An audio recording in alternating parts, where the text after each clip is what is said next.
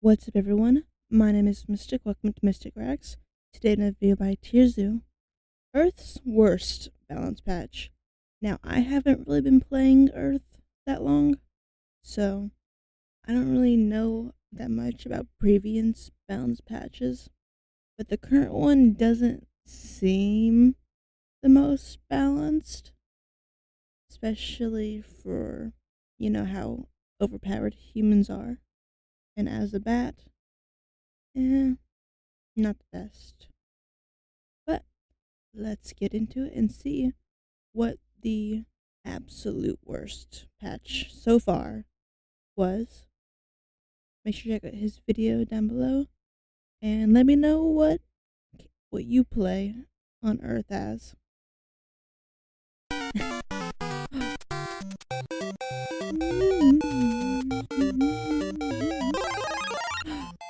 Ooh.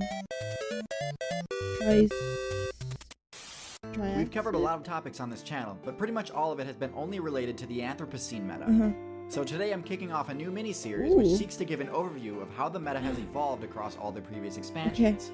Today's episode is about the Triassic period, an expansion sandwiched between two of the most controversial and meta-shifting balance patches the game has ever seen. Alright, so at the end of the Permian expansion came the balance patch 1.2.1, known better by its community-given name, The Great Dying. This update was heralded by one of the largest volcanic eruptions in the history of the game, which led to a cascade of other world events that drastically increased the difficulty of the game on every single server. Spawn rates for plants, water, and even essentials like oxygen were at record lows, and as a result, around 90% of the player base quit. Just before the Great Dying, the all-powerful reptile faction had split into two separate groups, the Therapsids and the Archosaurs. Each of these guilds had started to innovate in their own unique ways in an attempt to claim the top spots in the meta. And so when the balance patch hit, the Triassic arms race began. So let's take a look at how the two warring factions innovated going into the Triassic. Therapsid players had already been experimenting with new builds before the Great Dying. They already had builds like the Dimetrodon and Gorgonopsid destroying the competition. Mobility-based builds were still in their infancy and weren't well optimized at all, but these two were the most mobile at the time. While this allowed them to body their competition at the time, it was the cooperative survivalist strategy of Lystrosaurus build that carried the Therapsid faction through the balance patch. Lystrosaurus was able to deal with the extreme difficulty of the Great Dying because they could hide underground to avoid the atmospheric changes and could use their tusks to access loot contained in the heavily armored plant roots. But aside from them, just about every other Therapsid build became obsolete during the Great Dying. After the difficulty was lowered again, the Therapsid faction put most of their evolution points into refining their most successful builds into the best versions they could be. They unlocked traits like fur, warm blood, milk, and whiskers during this time, laying the groundwork for some of the extremely important builds much later in the game's timeline. However, during the Triassic expansion itself, the Therapsid faction didn't really go for any of the riskier or wild changes to their builds. Meanwhile, the Archosaurs chose a different route. At the start of the expansion, they were heavily unfavored in the Therapsid matchup. Their only option was to try some of the more drastic changes to their game plan in order to keep up with the competition. A group of them elected to compete directly with the Therapsids and spec'd into similar land tank abilities. The only difference was, these players also put a few points into aquatic abilities, such as holding their breath and diving, which gave them a place to retreat if things got tough. While those players battled the Therapsids directly, Archosaurs set two more strategies in motion. The first strategy was to put hardly any points at all into HP, and instead invest heavily into upgrades related to skin aerodynamics, which allowed them to be the second faction in the history of the game to ever unlock flight. This worked because they didn't really need HP, seeing as the only other aerial builds were lower weight class insects like beetles and grasshoppers. Their massive mobility advantage was all they needed. Around the same time, another group of Archosaurs started to use an extremely off-meta technique that had never been done effectively.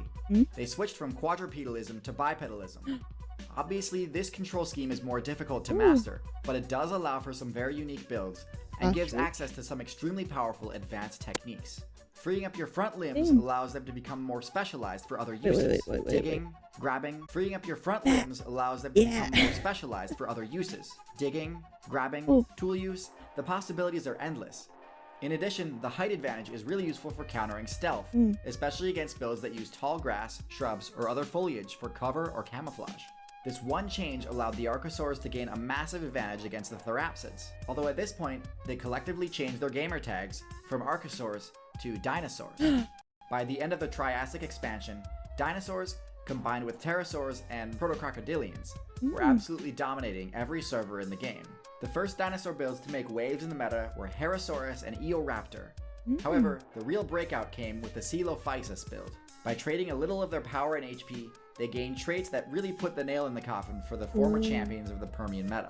Therapsids at this point had all but abandoned their former mains, such as the Viserys and Thylaxodon, and were now trying their best to just play small survivalist classes that could avoid the dinosaurs. However, this strategy did not save them from the new Coelophysis build. Their high mobility allowed them to keep up with these smaller builds, and their long necks and slender snouts allowed them to reach through barriers and into cover. Look so At this ugly. point, the Therapsid guild had dissolved, having been completely eliminated from every niche they'd once held. A few loyalists remained, though, hiding underground or in trees during the day, and only daring to venture out at night. They adopted a new guild name, Mammals. Dinosaurs were easily just as overpowered and abundant as the Therapsids which had come before them. So by now you're probably wondering, why didn't the devs nerf them in the same way that they did at the end of the previous expansion? Right. And the answer is, they tried. At the end of the Triassic, another extinction patch was rolled out, but I think the devs were afraid to use more of the harsh nerfing methods because of how drastically the player base had dropped after the Great Dying. Right. And so instead of shaking things up in a way that would let off-meta builds steal niches away from the top tiers, what really ended up happening was that the dominance of the dinosaurs, pterosaurs, and crocodilians was only further cemented. So while the Permian extinction was controversial because of how badly it nerfed the top builds, the Triassic extinction was controversial because of how little it hurt the top builds. Right. Starting here and lasting for the just like Overwatch patches. longest continuous time period, dinosaurs would own every top tier niche in the game, branching out into pack hunters, solo tanks, team defense builds, and unstoppable DPS builds. We'll talk about those expansions as well as the ones that came. If I played during that patch, I think I would have probably been still an air related character, like the pterodactyl maybe. Or maybe I would be in the water. I don't know. But I wouldn't choose the land, I don't think. I like the air and water too much for that. Before and after in other videos. But since we've just about covered everything about the progression of the Triassic metagame, that's gonna wrap up this video. Thanks for watching, and if you've got a time period, biome, or animal you'd like analyzed in a video, leave a suggestion in the comments of this video, or better yet, become a patron on Patreon. Patrons work directly with me and offer suggestions and critiques during the video creation process itself, and their support is why I've been able to continue. And if you like this, maybe check out my Patreon too for early access. And if you made it this far, comment down a green pumpkin. Yeah. Also, I want to start doing like anime reactions. But I'm not sure where to start. I have seen a lot of anime, but it's been so long. And I would want to do dubs, unfortunately, so I can focus on the story. But until next time, bye-bye.